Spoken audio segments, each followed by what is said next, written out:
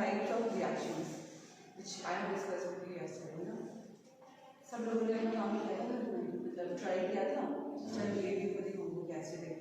Not as a homework, but I asked you to practice some to balance the reactions. Done?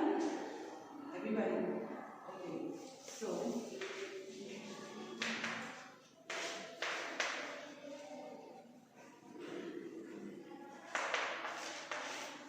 Okay, so today, how we saw.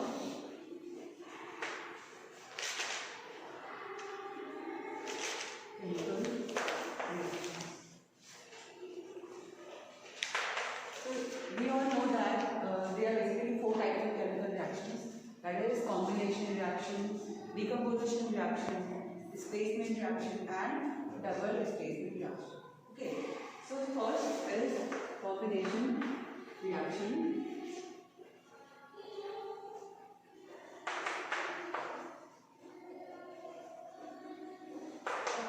In the combination reaction, as the name suggests, that here 2 different compounds combine together to form one single compound. Okay, कुछ भी हो सकता है. Example, this we take hydrogen and oxygen. It combines to form a single compound H2O. Okay. Okay. So what happens after that? This is an example of combination reaction. There are many more like magnesium plus oxygen forms magnesium oxide. और बहुत सारी चीजें जैसे Na plus Cl it forms NaCl. So जब 2 different compounds combine होते हैं तो क्या बनता है? Combination reaction. एक experiment है, I think in your NCERT there are some experiments given. Okay, this one. Okay, example of combination reaction. So in this there is an activity that you will take some CaO. Okay, so CaO is what? Basic. I told you yesterday. What is the common name of CaO? Quicklime, yes. Quicklime. Otherwise we call it calcium oxide. Okay. Calcium oxide. Okay. Then we will add water into it. We will take a beaker. Okay. एक beaker में हम डालेंगे थोड़ा सा CaO लेंगे और हम इसमें water pour करेंगे H2O. Okay. So after this, what we'll see is इसमें थोड़ी सी heat निकल रही है. हम लोग टच करेंगे beaker को, so we'll feel that the beaker is but hot. ठीक है. तो यानी कि क्या हुआ है कि गर्मी ये क्या है, एक एक्सोथर्मिक रिएक्शन है प्लस एक नया कंपाउंड बन जाएगा and that will be CaOH which is called as slate lime or calcium hydroxide. Okay.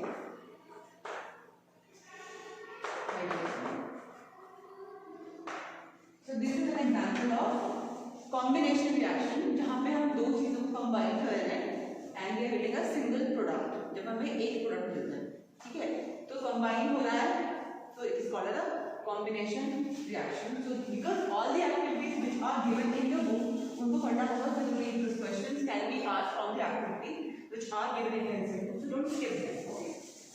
Then next example will be your decomposition reaction.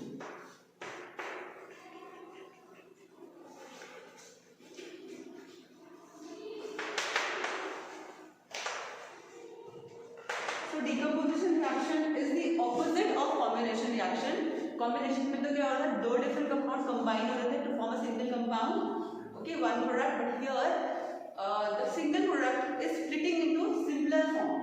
एक बड़ा compound है and it is splitting into simpler forms. उसको हम बोलते हैं decomposition reaction, जो कि break down होगा. तो ये 3 तरह से होता है. इसके 3 parts हैं. Sometimes all the 3 parts are asked in exam. And what is decomposition reaction? And what are the 3 types of decomposition reaction जो कि हम कैरी करेंगे ना. अगर हमें कोई चीज डिकम्पोज करानी है, तो decompose something, so we have to give some energy to it. Okay, हमें कुछ एनर्जी देनी पड़ेगी. Energy in the form of heat, या तो फिर हीट की फॉर्म में, या तो फिर लाइट की फॉर्म में, लाइट, ओके, फोटोलिटिक, या फिर इलेक्ट्रिसिटी की फॉर्म में. We have to give some energy because they are the endothermic reactions. जो हमारी कॉम्बिनेशन रिएक्शन थी, हमें प्रोडक्ट मिल रहा था, साथ में हमें हीट एनर्जी भी मिल रही थी. So maximum time the combination reactions are exothermic reactions, but decomposition reaction में heat involved हो. इवॉल्व नहीं होगी, इन्वॉल्व होगी, यूज अप होगी, तो वो वाली हीट अलग तरह से होगी। या तो फिर क्या होगी, थर्मल डिकम्पोजिशन होगी, ठीक है, थर्मल डिकम्पोजिशन मतलब हम हीट देंगे, हीट देंगे हम जल्दी, मतलब फायर की हेल्प से, ठीक है, आग की हेल्प से, या फिर हम करेंगे फोटोलिटिक डिकम्पोजिशन, मतलब कि लाइट की फॉर्म, सनलाइट जो होती है, या फिर होगी इलेक्ट्रिसिटी, इलेक्ट्रिक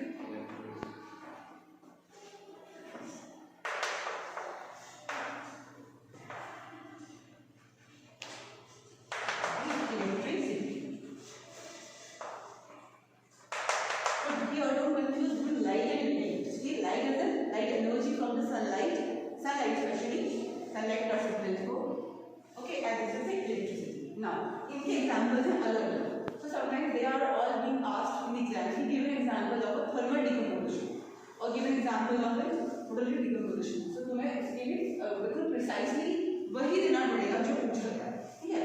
थर्मल डिकम्पोजिशन में कि अगर हमने हीट प्रोवाइड किया, for example gas, I think I word like CaCO3 वाला बोल रहा हूँ, CaCO3, ठीक है, this is calcium carbonate, okay. इसको अगर हम हीट करते हैं, गर्म करते हैं, यानी कि हीट करेंगे, ओके, सो हमें क्या मिलेगा, we will get CaO plus CO2, तो हमें कैल्शियम ऑक्साइड वापस मिल जाएगा। सो अभी हमने पढ़ा था ना कि अगर हम इसमें पानी ऐड करेंगे, will get calcium hydroxide and then CaOH plus CO2 will get calcium carbonate, ठीक है। वापस से अगर हम इसको हीट करते हैं, so this compound is decomposed into the simpler compounds, two compound, different compounds, which is CaO, this is calcium oxide and CO2, ठीक है। So this is an example of a thermal decomposition, okay. Then photolytic decomposition में क्या होगा, we have a lot of examples for this, इसके अलावा भी बहुत सारे एग्जांपल्स हैं, वो हम अभी आगे डिस्कस करेंगे, बट अभी हम एक ही करेंगे, ठीक है। देन फोटोलिटिक डिकम्पोजिशन में क्या होगा कि हम कोई कंपाउंड को लाइट में छोड़ देते हैं, सनलाइट के अंदर, तो उसका भी क्या होगा, फॉर्म चेंज होगा। For example we take AgCl, silver chloride होगा, या वाइट सिल्वरिश वाइट कलर का होता है पाउडर, AgCl सिल्वर क्लोराइड, इसको हम क्या करेंगे, सनलाइट के पास एक्सपोज कर देंगे, हम एक वॉच ग्लास में एक ट्रे में रख देंगे, ठीक है। तो हम देखेंगे कुछ टाइम बाद क्या होगा, ये क्या होगा, ब्रेक डाउन हो जाएगा Ag और Cl2, ओके, ठीक है। तो ये क्या होगा, इसका जो कलर होगा थोड़ा सा फीड हो जाएगा, ये हो जाएगा थोड़ा ग्रे कलर का, और साथ में हमें ये क्लोराइड भी मिल जाएगा, ठीक है। So this is again decomposed into two form, और ये एग्जांपल किसका हो गया, फोटोलिटिक डिकम्पोजिशन एग्जांपल हो गया। देन इलेक्ट्रोलिसिस में हम बहुत सारे कर सकते हैं, एग्जांपल हमने ले लिया, इस वाले का हमने ले लिया कि हमारा NaCl है। Now from the chapter number 3 metals and non-metals, हमारे पास एक टॉपिक था मेटलर्जी का, उसमें हम ये पढ़ते थे कि हमें कैसे करना, बट अब वो हमारे पास नहीं है, that has been deleted from the syllabus this year, so you have not extraction of metals नहीं पढ़ा हम लोगों ने। तो बट ये क्या होता है, सिंपल है, NaCl को अगर हम हीट करते हैं तो व्हाट विल गेट, ये आपको Na+Cl हमें मिल जाएगा, तो ये होगा again this is a split, और ये कैसे हुआ, हमारा इलेक्ट्रिसिटी से हुआ, हीट हेल्प से हुआ, हमने इसमें करंट पास करा वाटर NaCl में, तो हमारा ये सोडियम अलग हो गया, क्लोरीन अलग हो गया, ठीक है। This is an example of electrolytic decomposition. And now we will do some more examples for this, हम एक्टिविटी से लेंगे, NCERT की एक्टिविटी से, कि अगर हमारे पास ओके, हम एक टेस्ट ट्यूब लेते हैं, ठीक है, हम एक टेस्ट ट्यूब लेते हैं, और हम अपनी टेस्ट ट्यूब में क्या डालेंगे, थोड़ा सा हम डालेंगे लेड नाइट्रेट पाउडर। सो लेड नाइट्रेट क्या होता है, PbNa3, ठीक है, हम इसमें थोड़ा सा लेड नाइट्रेट लेंगे,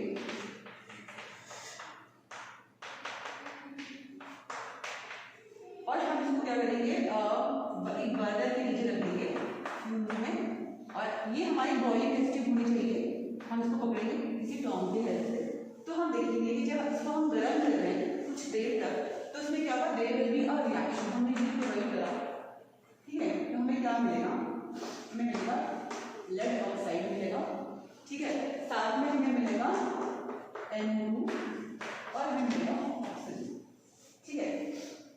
तो यहाँ पर हमें क्या मिल रहा है, लेड ऑक्साइड मिल रहा है और हमें एक अलग से फ्यूम्स मिलेंगी, मतलब स्मेल आएगी कुछ बर्निंग नाइट्रोजन जैसी, ठीक है, और हमें ब्राउन फ्यूम मिलेगी, ब्राउन रंग का फ्यूम मिलेगा, तो वो होगा नाइट्रोजन डाइऑक्साइड का और साथ में ऑक्सीजन गैस भी मिलेगी, यानी कि हमने इसको डिकम्पोज कर दिया तो सिमिलर कंपाउंड्स, ठीक है, और साथ में मिलेगा हमें लेड ऑक्साइड। तो lead oxide will be in something brownish colour का होगा शायद, not sure about that, because colour भी बहुत इंपॉर्टेंट होते हैं, क्योंकि कलर का भी कई बार क्वेश्चन आते हैं एग्जाम्स की, which colour compound you will get, तो कलर भी मेंशन करना होता है, एक्सपेरिमेंट वाला होता है, ठीक है। तो this is example of a decomposition reaction, यहाँ पे हम हीट प्रोवाइड करेंगे हमें ये कंपाउंड है, ठीक है। देन अनदर एग्जांपल कि हमारे पास क्या है, FeSO4 है, फेरस सल्फेट, अगेन हम इसको हीट करेंगे, एक टेस्ट ट्यूब लेंगे और टेस्ट ट्यूब में हम रखेंगे फेरस सल्फेट, ठीक है, FeSO4 को हमने फिर से हीट करा, तो हम क्या करेंगे, हमें क्या मिलेगा, हमें Fe2O3, ठीक है, ये हमारा ना ग्रीन कलर का होता है, फेरस सल्फेट ग्रीनिश कलर का होता है, ठीक है। अब हमें, ठीक है, हमें मिलेगा ये होता है ब्राउन कलर का, रेडिश ब्राउन कलर का, ये मिलेगा, साथ में हमें क्या मिलेगा, SO3 मिलेगा, उसमें SO2 मिलेगा, ठीक है।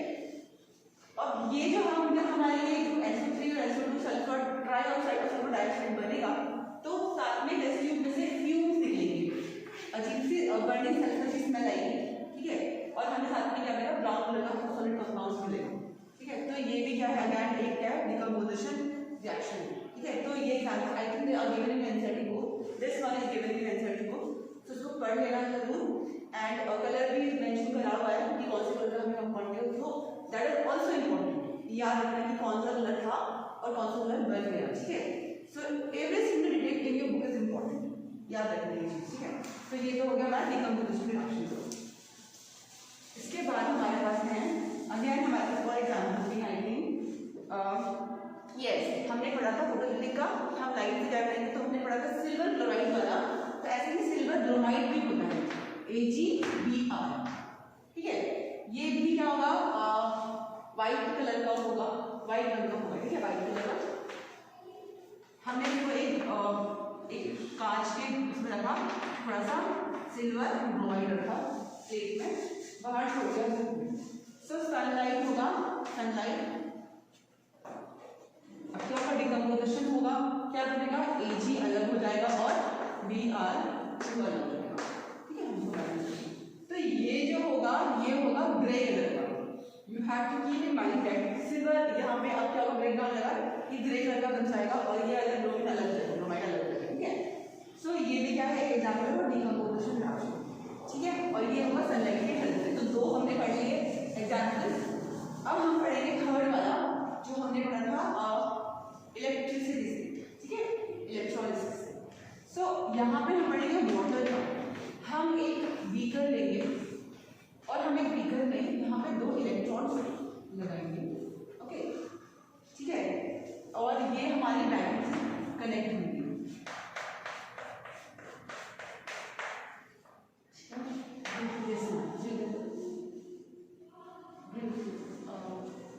ब्लू पेन तो मैं लेकर नहीं आई हूँ, do you have a blue pen, ठीक है। नाउ दिस वन, एक हम लेंगे नेगेटिव इलेक्ट्रॉन, एक हम लेंगे पॉजिटिव इलेक्ट्रॉन, तो पॉजिटिव वाली हम बोलेंगे एनोड, ओके, एंड नेगेटिव वाली बोलेंगे कैथोड, ओके। अब जो नेगेटिव टर्मिनल से चार्ज है वो हमारी होगी कैथोड और पॉजिटिव वाली होगी एनोड। इनको हम टेस्ट ट्यूब से, बॉडी टेस्ट ट्यूब से कवर कर देंगे। तो यहाँ पे हमने ले लिया वाटर, ओके, वाटर है और साथ में हमने थोड़ा सा कुछ भी एसिड कुछ ड्रॉप डाल दी, सो दैट क्या हो इलेक्ट्रोलाइट बन जाए, ठीक है, या फिर हम कुछ सॉल्ट डाल दिया। तो अब can you see is visible, ना क्लियर नहीं बना, okay. So when you pass electric current, pass the electric current and what you see कि यहाँ पर जो टेस्ट ट्यूब है हमारे, यहाँ पे वाटर का वॉल्यूम राइज होगा थोड़ा सा, एक में क्या होगा ज्यादा होगा और एक में थोड़ा कम होगा, ठीक है। तो मान लो ये हमारा टेस्ट ट्यूब ए है और ये हमारा टेस्ट ट्यूब बी है, ठीक है। तो हमारे टेस्ट ट्यूब ए में क्या होगा, यहाँ पे हमारा ज्यादा गैस होगा और पानी थोड़ा कम होगा, इसमें थोड़ा हमारा वाटर का जो वॉल्यूम है वो ज्यादा होगा और गैस का थोड़ा वॉल्यूम थोड़ा कम होगा। Okay, so here are some gases. Okay, so जहाँ पे हमारा ज्यादा होगा that will be hydrogen gas and here will be oxygen gas. So when we don't know that which gas is which, तो हम इन टेस्ट को लाइट निकालेंगे बाहर और हम इनके सामने कुछ मैच स्टिक जलाएंगे। सो द टेस्ट ट्यूब, इसके पास हम मैच स्टिक को लेके जाएंगे, अगर that will burn with a popping sound. याद रखना हमेशा hydrogen gas burns with a popping sound, जैसे बूम करके ऐसे ना, मतलब ठीक है, because hydrogen is a very explosive gas, it will burn with a popping sound. Oxygen gas जो होती है, अगर हमारे पास हम कैंडल का फ्लेम लेके जा रहे हैं तो फ्लेम ब्राइट हो जाएगा, it will be more brighter. Okay, कुछ उसमें आवाज नहीं आएगी, nothing will happen, just the flame will become more bright because oxygen is a combustion, it's a supporter combustion. तो और कंबशन जो फ्लेम है that will be more lighten up. Okay, so one test tube will bring towards the match stick, तो वो थोड़ा सा flame और बड़ा हो जाएगा and here it will burn the popping sound, that means the popping sound will burn the hydrogen gas. Now why is that thing, question are being asked कि why in one test tube there is a double volume of gas, क्योंकि ये ज्यादा gas है, यहाँ पे पानी कम है, मतलब गैस ज्यादा है, and in this one oxygen थोड़ी कम है और क्योंकि पानी ज्यादा है। So why did it happen? इसलिए हुआ क्योंकि वाटर में जो हाइड्रोजन और ऑक्सीजन का जो रेशियो होता है वो कितना होता है, जो and oxygen will be in one ratio, okay, ठीक है, क्योंकि ऑक्सीजन का जो वॉल्यूम होता है वो कम होता है as compared to hydrogen in water, ठीक है। So these are the examples for the our decomposition reaction. I hope you understood. Okay, so there are there few more examples in your certificate which are missing?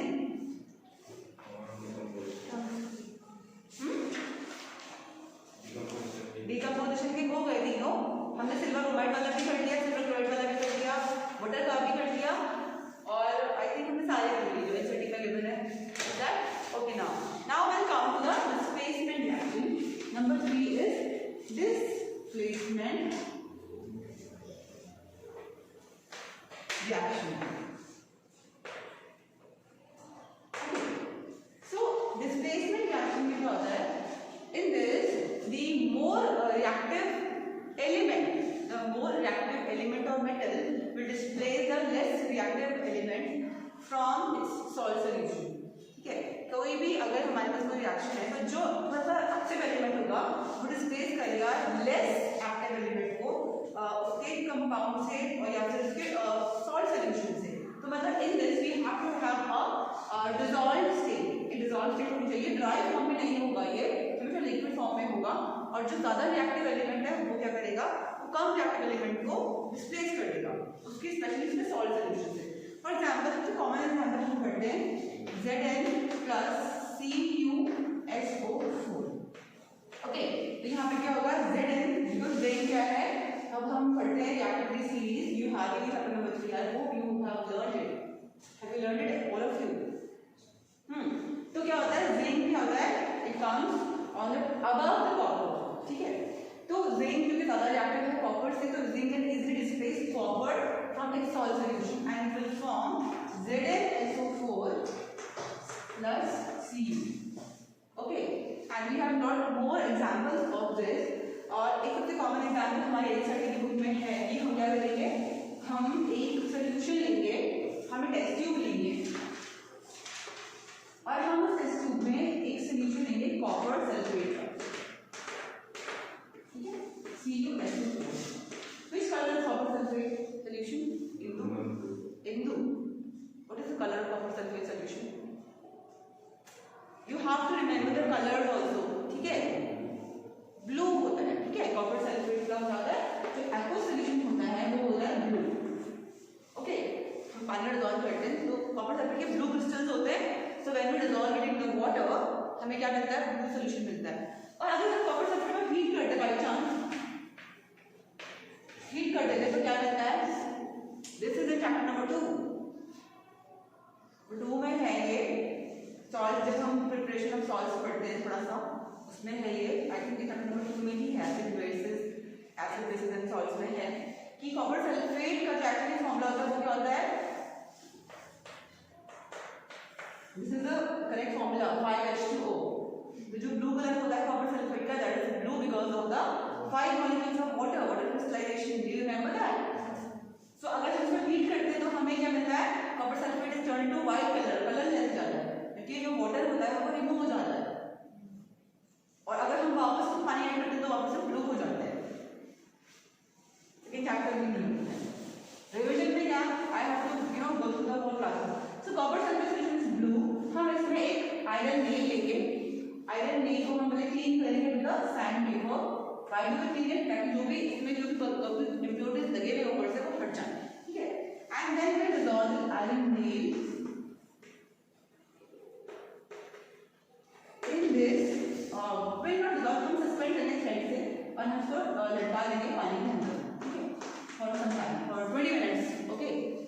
After 20 minutes what will see कि इसके ऊपर will see some what happened, okay, so we'll see, we will get some red color of deposition here on the iron plate, ठीक है, कुछ brown reddish brown substance कुछ यहाँ पे होगा, and this color of copper sulfate will fade into which color, हाँ, ठीक है ना, कलर फेड हो जाएगा और साथ में हमें कुछ यहाँ पे हम ये जैसे precipitate also, ठीक है, तो the precipitate will be of copper और यहाँ पर डिपोजिशन हो जाएगा थोड़ा सा कॉपर इसमें से निकल के फ्रॉम कॉपर सल्फेट सोल्यूशन यहाँ पे आयरन में एक्यूमुलेट हो जाएगा and the solution will turn HPSO4 का बन जाएगा ये, so which is like which colour not brown, हाँ मतलब ब्राउनिश ग्रीनिश कलर, ठीक है, कलर थोड़ा फेड हो जाएगा मतलब, तो यानी कि क्या हो गया, that is the displacement reaction.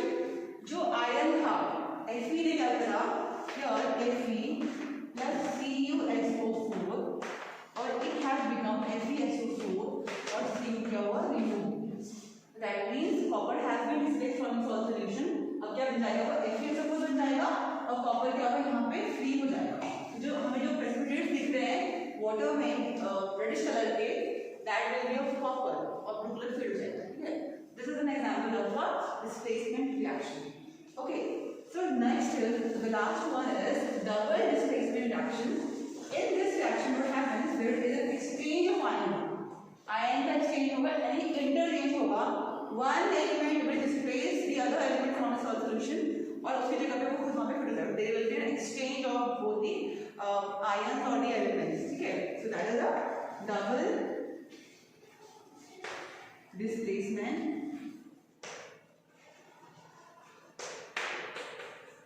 reaction। एक तो क्या होता है, फॉर्मेशन ऑफ प्रेसिपिटेट्स होता है।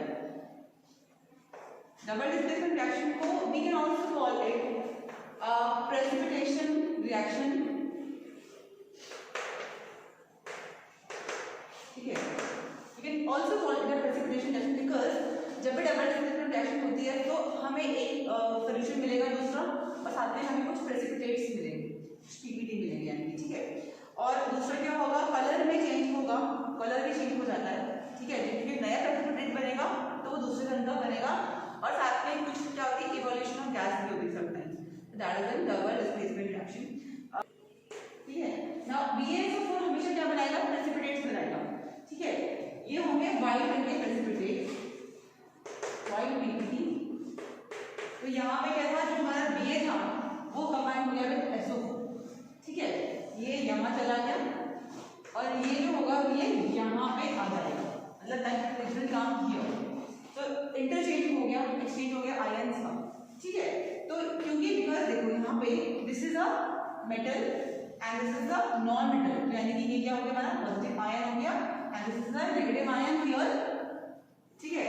और यहाँ पर हमारा ये अगेन क्या हो गया, मेटल है and this is a non metal, this is a positive ion and this is a negative ion.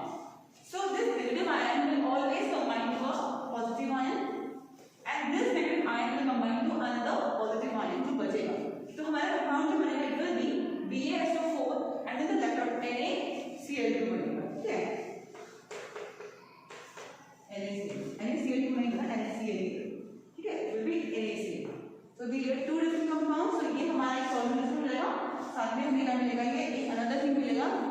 सो यहाँ पे क्या होगा, कलर भी चेंज हो जाएगा.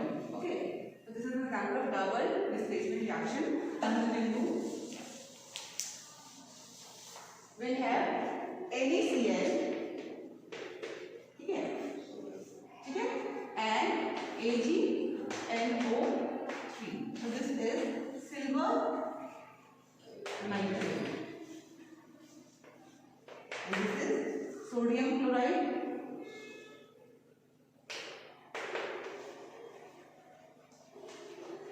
Okay, so जब ये combine करेंगे तो क्या होगा, again क्या होगा, the same thing will happen. Like this is sodium positive ion and negative ion, ठीक है, and this is silver positive ion and negative ion. So what will happen, Na कहाँ जाएगा, it will be NaNO3 हो जाएगा और AgCl हो जाएगा, ठीक है. So it will form AgCl, silver chloride बन जाएगा और साथ में सोडियम नाइट्रेट बन जाएगा NaNO3, ठीक है. NaNO3 will be, तो ये है सिल्वर क्लोराइड, ये है सोडियम नाइट्रेट, ठीक है. तो सिल्वर क्लोराइड अगेन ये क्या होगा, व्हाइट कलर की पीपीटी बनेगी, ठीक है, इन द सॉल्यूशन. तो मतलब जैसे कि हमारे पास एक टेस्ट ट्यूब है, ठीक है, और हमने टेस्ट ट्यूब में क्या लिया, सॉल्यूशन लिया, सोडियम क्लोराइड का सॉल्यूशन लिया, एक्वस फॉर्म में लेना है हमको, क्योंकि एक्वस फॉर्म में ही डबल डिस्प्लेसमेंट रिएक्शन कैरी होगी. ड्राई फॉर्म में there is no reaction, so that has to be in aqueous form. तो हमारे पास क्या है, AgCl का सॉल्यूशन है, ठीक है. इसमें हमने क्या डाल दिया, हमने डाल दिया सिल्वर नाइट्रेट सॉल्यूशन डाल दिया AgNO3. ओके, सो यहाँ पे जैसे ये ऐड होगा इसके अंदर, तो हमें यहाँ पे कुछ प्रेसिपिटेट मिलेंगे बाइट करके, यानी कि ये दोनों बदल जाएंगे और हमें प्रेसिपिटेट मिलेंगे जो अब हमें मिलेंगे टेस्ट ट्यूब में कुछ बाइट इसके AgCl के और साथ में सॉल्यूशन बन जाएगा, कौन सा बनेगा, sodium nitrate solution. Clear? So that is a double displacement reaction. तो मतलब क्या हो गया, इंटरचेंज हो गया आयंस का. ओके, तो हो गया. So this is also done. कि जब भी हम देखते हैं, हम कोई भी फूड होता है जिसमें कि बहुत सारा ऑयल होता है, ठीक है, उसको अगर हम कुछ टाइम के लिए खुला रखते हैं जैसे पैकेट को, तो उसके बाद आफ्टर सम टाइम उसका टेस्ट जो होता है वो बदल जाता है और स्मेल ऑल्सो गेट चेंज, ठीक है. व्हाई डज इट हैपन, क्योंकि वो जो खाना होता है वो ऑक्सीडाइज हो जाता है, बिकॉज ऑयल और फैट अगर होते हैं, ऑक्सीजन ये एक बहुत ही कैसी गैस है, बहुत ही हाईली रिएक्टिव गैस है, तो it combines with the food, ठीक है. तो फूड में जो ऑयल और जो फैट प्रेजेंट कंबाइन करके ऑक्सीडाइज कर देती है, इससे उसकी जो टेस्ट है और स्मेल है वो चेंज करती है और हम क्या बोलते हैं, खाना हमारा रैंसिड हो जाता है, ठीक है. उसको बोलते हैं रैंसिडिटी, ठीक है. How can we overcome this, how can we avoid the food being spoiled, या तो हम अपने खाने को एयर टाइट कंटेनर में स्टोर करें जिससे कि ऑक्सीजन जो बाहर है ऑक्सीजन है ऑक्सीडाइज ना हो, ठीक है, या फिर हम क्या करें कि उसमें नाइट्रोजन को मतलब फिल कर दें, क्योंकि नाइट्रोजन अगेन एक गैस है, अगर नाइट्रोजन गैस वहाँ पे उस कंटेनर में है तो there will be no space left for the oxygen to come there, ठीक है. तो भी हम देखते हैं चिप्स वगैरह के पैकेट में देखते हैं तो वो बहुत फूले हुए रहते हैं, है ना, तो उसमें कौन सी गैस होती है, नाइट्रोजन गैस, उसके अंदर भरी हुई रहती है, लेकिन इसके अंदर देखा पैकेट में हवा ही हवा होती है. So which gas is that, it is nitrogen gas, because it will not react with the food, और हमारा फूड जो है वो खराब नहीं होगा, वो बिल्कुल सही रहेगा, ऑक्सीजन नहीं आएगी उसके अंदर क्योंकि ऑलरेडी एक गैस फिल्ड है, ठीक है. So that is nice to avoid the food rancidity और to make to preventing the food from being rancid, we flourish it with the nitrogen, or we can keep it in the airtight container, or we can refrigerate it, refrigerate भी कर सकते हैं, ठीक है. So oxygen reduction के बारे में थोड़ा देख लेते हैं, इसके बाद इसके एग्जाम्पल्स हम और करेंगे नेक्स्ट डे. सो ऑक्सीडेशन क्या होती है, जब भी हम देखते हैं किसी भी रिएक्शन में ऑक्सीजन एड अप हो रही है, when in any reaction oxygen is been adding up, ठीक है, तो क्या हो रहा है, ऑक्सीजन ऑक्सीडेशन हो रहा है, ऑक्सीजन अगर ऐड हो रही है, और अगर ऑक्सीजन रिमूव हो रही है तो क्या हो रहा है, वो हो रहा है हमारा रिडक्शन, ठीक है. अगर ऑक्सीजन ऐड नहीं हो रही है पर हाइड्रोजन ऐड हो रही है, ठीक है, एडिशन ऑफ हाइड्रोजन भी हम क्या बोलते हैं, रिडक्शन बोलते हैं. और अगर हाइड्रोजन रिमूव हो रही है तो क्या हो रहा है, हमारा ऑक्सीडेशन हो रहा है. तो इधर एडिशन ऑफ ऑक्सीजन और रिमूवल ऑफ हाइड्रोजन, या तो फिर ऑक्सीजन हमारी ऐड हो रही है किसी भी कंपाउंड में या फिर हाइड्रोजन रिमूव हो रही है, तो वो क्या होती है ऑक्सीडेशन। और अगर हमारा एडिशन ऑफ